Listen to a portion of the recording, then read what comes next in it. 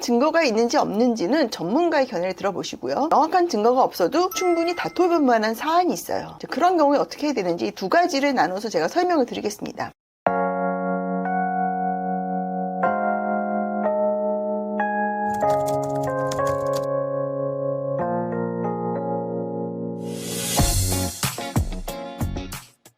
안녕하세요. 최혜원 변호사입니다. 제가 사실 몇 차례 변액보험 불안전 판매에 대해서 영상을 올렸습니다. 근데 사실 변액보험 관련해서 저는 상담을 한 횟수만 해도 너무 많고요. 최소한 일주일에 2번 이상은 변액보험 문의를 받아요. 근데 제가 이렇게 얘기 들어보고 좀 쉽지 않겠다 하는 경우는 저는 수임을 하지 않고요. 사실 이게 이렇게 만만한 사건은 아닙니다. 다만 해볼 만한 사건들이 있어요. 그래서 그런 부분에 대해서는 사실 적극적으로 좀 민원을 제기하든 소송을 제기하든 이제 그런 조언을 드립니다. 그러면 이걸 어떻게 판단을 해야 되냐, 이제 그 부분을 제가 말씀드리겠습니다. 먼저 증거가 너무 명확한 사안들이 있어요. 이런 경우는 반드시 민원을 진행하시기를 제가 추천을 드립니다. 근데 또 많은 분들이 그러세요. 이미 민원을 제기했는데 민원 수용이 안 됐다, 이런 얘기를 하십니다. 먼저 제가 드릴 얘기는 증거가 명확한지 아닌지는 보험 전문 변호사의 견해를 한번 들어보세요. 특히 많은 분들이 착오를 하시는 게 관련 서류에서 대피를 했다, 설계사가 대피를 했기 때문에 불안전 판매다, 이런 주장 많이 하시는데 그거는 반드시 그렇진 않습니다. 대피를 한 거는 불법은 맞지만 그렇게 중요하지 않은 서류에 대피를 한 거는 불안전 판매에 영향을 미치지는 않고요. 또 대피를 했다는 걸 입증하는 게 이렇게 만만한 작업이 아니거든요. 피적 감정도 받아야 되고요. 그러니까 명확한 증거가 있는지 없는지는 전문가의 견해를 들어보시고요. 만약에 명확한 증거가 없으면 반드시 포기해야 되는 건 아니고, 명확한 증거가 없어도 충분히 다퉈볼 만한 사안이 있어요. 그런 경우에 어떻게 해야 되는지 두 가지를 나눠서 제가 설명을 드리겠습니다. 일단 전문 변호사가 봤을 때 명확한 증거가 있는 사안들이 있어요.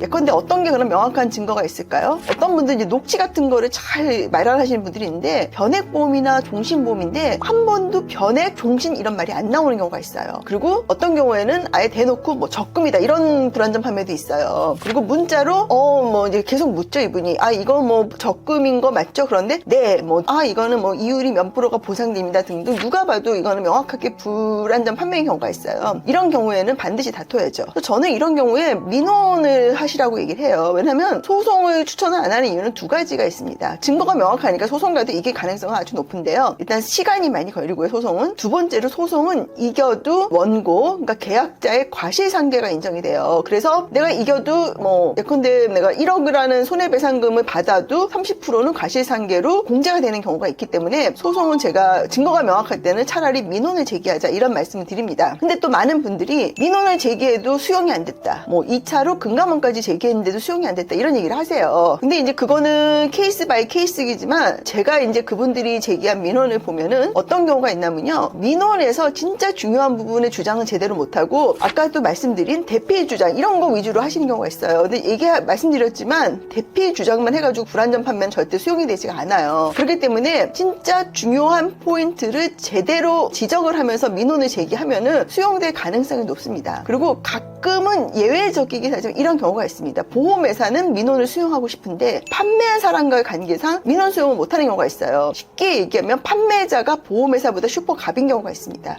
좀 상상하기 어려우실 것 같지만 사실 그런 경우가 있습니다. 여러 경우가 있는데, 예컨대 은행에서 방카슈랑스로 물건을, 보험을 파는 경우를 생각해 볼 수 있는데요. 보험회사와 방카슈랑스의 관계는 방카슈랑스로 판매하는 은행이 슈퍼갑입니다. 그렇기 때문에 내부적인 상황에 따라서 보험회사 의사하고 달리 진행되는 경우도 저는 봤습니다. 그래서 아무튼 여러 가지 경우에 의해 가지고 증거가 명백함에도 민원 수용이 안 되는 경우가 있습니다. 그럴 때는 변호사의 도움 받으십시오. 물론 저도 그렇게 해가지고 민원 성공한 사례가 많고요. 이때 제가 민원용으로 내용 증명을 작성을 하는데, 이 내용 증명은 사실상 소장보다 더 자세한 경우도 많습니다. 우리가 소위 말하는 한 장, 두 장짜리 내용 증명 이런 건 아니고요. 거의 소장 수준인데, 일단 이렇게 하면은 법원보다는 빨리 끝나고요. 또 과실상계의 리스크가 없어요. 그렇기 때문에 이런 경우는 민원을 제기하는 게 맞고, 민원 제기를 할 거면은 전문가의 도움 받아서 하세요. 아무래도 전문가, 뭐를 좀 아는 전문가가 제대로 판례와 회사야 또 판매자의 과실을 지적을 하면은 합리적인 보험회사라면 민원을 수용할 수밖에 없습니다. 왜냐면 불안전 판매 증거가 명백하니까요. 그다음에 이제 두 번째로 이제 증거가 완벽하진 않고 약간 불충분한 경우지만 다퉈볼 수 있는 경우가 있습니다. 어떤 경우가 그러냐면요,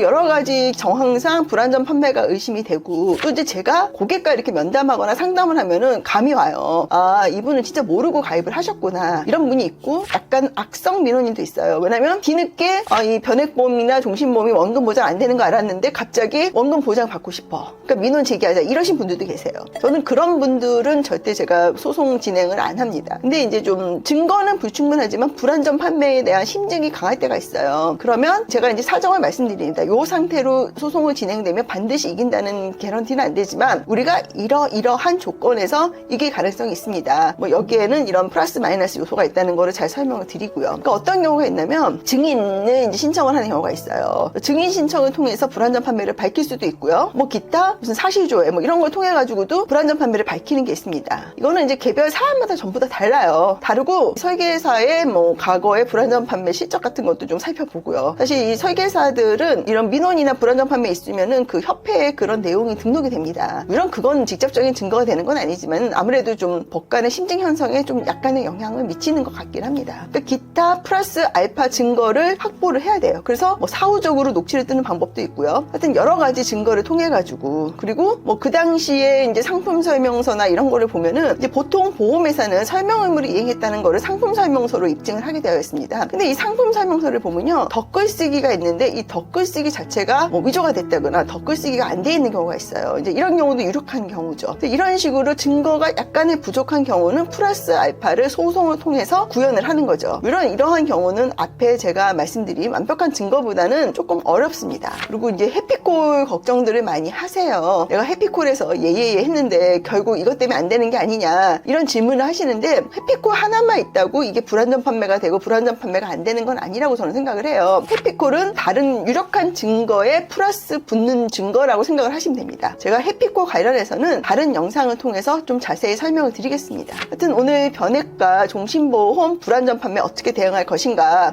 제가 좀 설명을 드렸습니다. 참 안타까운 게 증거가 명백해도 보험사에서 민원 수용을 안 하면은 포기하시는 경우가 있는데 증거가 명백한지 여부는 일단 본인이 판단하지 마시고 꼭 전문가와 상의를 하시라는 말 제가 다시 한번 드리겠습니다. 감사합니다.